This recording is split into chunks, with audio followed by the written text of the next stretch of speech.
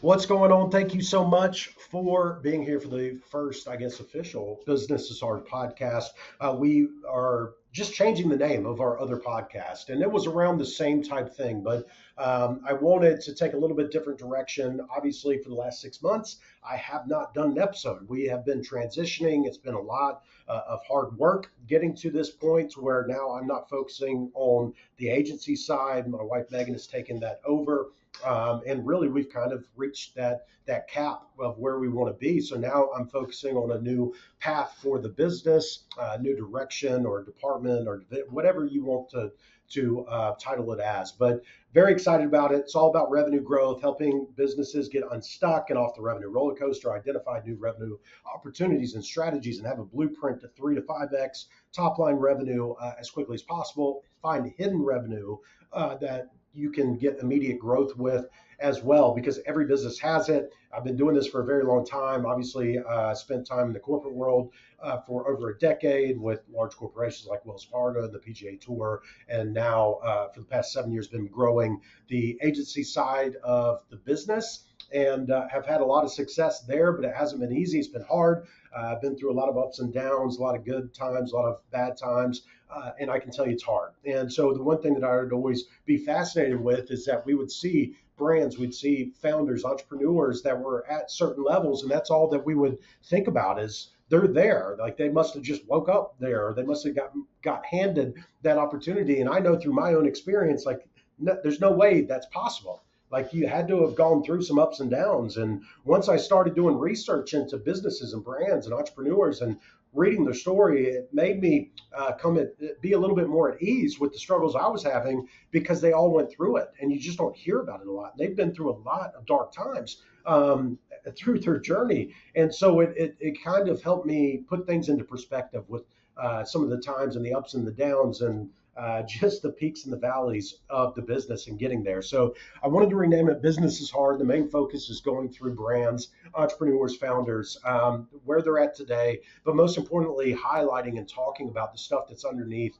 the tip of the iceberg, underneath the water that they had to go through to get there. And really focusing because a lot of it has to do with revenue growth and strategies and obviously innovation and technology and adapting and understand the market and forecasting where that was going, which is very relevant to what we're doing today. Everything's changing so fast, but hopefully this will allow you, one, to get a little comfort and understand that these businesses and these brands were, in very, very bad times at one point, but they made decisions to get out of those, or they obviously had to figure out new paths and new ways to get in front of new audiences. And there's so much that can be learned from these, but also a little bit different perspective and an understanding that they went through it too in order to get to where they are today. So I just want to highlight a lot of that, hopefully spark some thoughts and ideas and strategies for you and your business, especially if you're feeling the way that you are. But I don't want to get into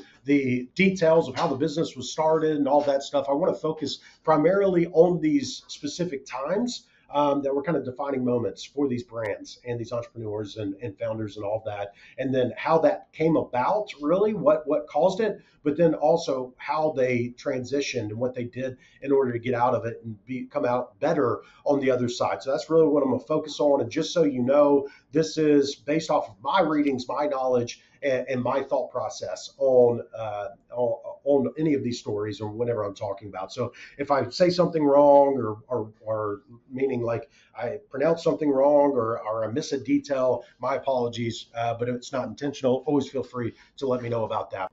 So the first business and brand I want to talk about is Marvel. Marvel's been a big part of my life over the last few years. Fascinated by the growth that they've had and where they're at. I've got a 5-year-old son, 9-year-old daughter, gotten into the movies and the storylines. We were just at Universal and did a dinner with all the characters. Obviously, they were a big comic book whenever I was coming out, and all the characters, whenever it came to that, was a big part of my growing up. Was around those comic books. But I want to touch on kind of what got them to a defining moment in the mid 90s where they had to file bankruptcy. And I did not realize that until obviously I started learning more about the business and brand. But I want to talk about, in my perspective, what kind of got them there. And I want to quickly go through that. And I want to make all of these podcasts about it. I don't want to go into a ton of detail and all that. I want to highlight some stuff that I think is things that we can take away, but most importantly, the perspective we can have that all businesses and brands go through these tough times, these dark moments, and talking through that, but how they were able to take that and rebuild stronger. And that way, hopefully, it can go ahead. If you're feeling stuck or you're on the revenue roller coaster, you're not sure what to do next, it can spark a new thought or a new idea because you know others have done it and you see where they're at today. And so maybe it can help you get ahead of that curve and help you start thinking about different ways that you can find more revenue in your business and get on a different path to increasing your revenues, which ultimately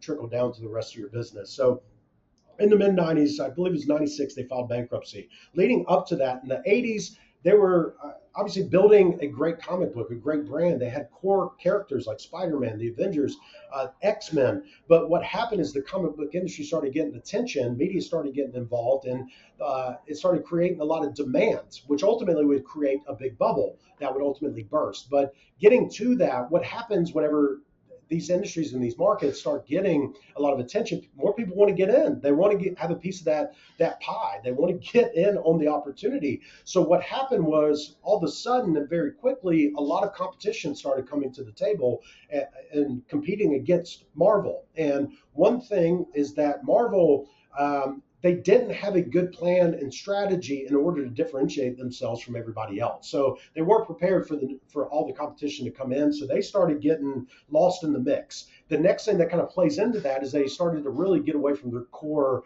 characters, the things that had gotten them there, the things that actually made them different, the characters that had the loyal following, that had the fan base. They got away from that, and instead, and this is something I've made the mistake of doing, is that they started trying just to introduce more characters, which ultimately just kind of put them in the same pool as all their competition that was coming in, instead of sticking to what their core differentiators were, which were their core characters. So instead of just doing more and pouring more into their core characters, which was what made them different, they started to dilute their publications and their brand a little bit, their characters brand a little bit, by trying to just introduce more characters, which ended up, I think, not being a good decision. I think a lot of people would say that as well. Another big issue was that they were licensing out their characters to other companies. So those other companies would be able to use their characters in their own television shows and their own movies. So they lost control. Like they didn't have control over how those characters were being portrayed. They lost control of revenue opportunities, you name it. There was a lot they lost control of because of that. And then the last thing, and something I'll just touch on very briefly, obviously it's important,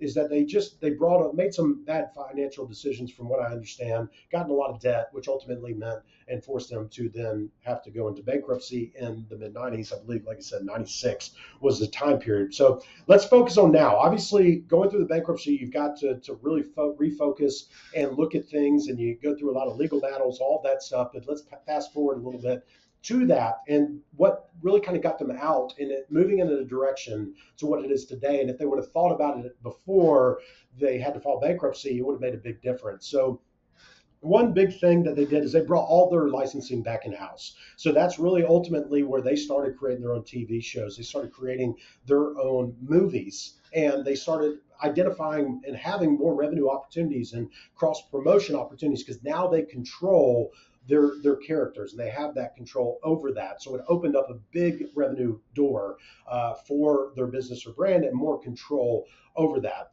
Another thing that they did, and probably one of the most important things, is that they got back to focusing on their core characters, what had gotten them there, what had the loyal fan base, what had the following.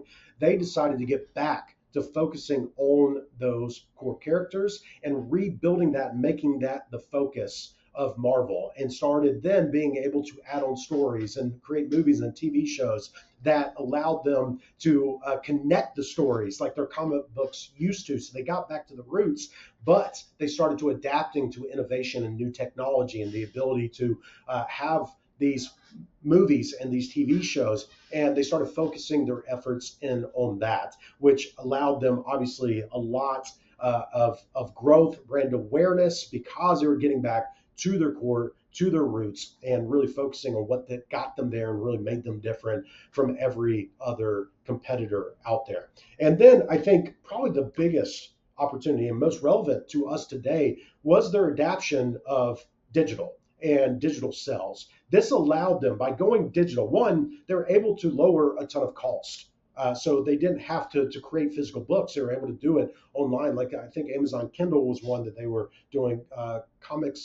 Comixology, I think, is another one back then. It may still be around. I'm not sure. That they were able to get comic books and readers to be able to take advantage of their publications that way, and it really helped because a lot of readers and a lot of audiences didn't have access to a comic book store or somewhere where they could go and physically get a physical comic book. So this opened up a whole new opportunity by going digital and getting in front of a whole new audience. It was able to lower the costs because they didn't have all of the distribution costs, they didn't have all the publication costs, so they were able to lower costs, which made it more affordable for a larger audience, and they started to expand outside of kind of their local market, so to speak. So they started to really broaden their reach by going and really adapting and taking advantage of digital sales. So it not only allowed that, but allowed them to build their brand massively and obviously start creating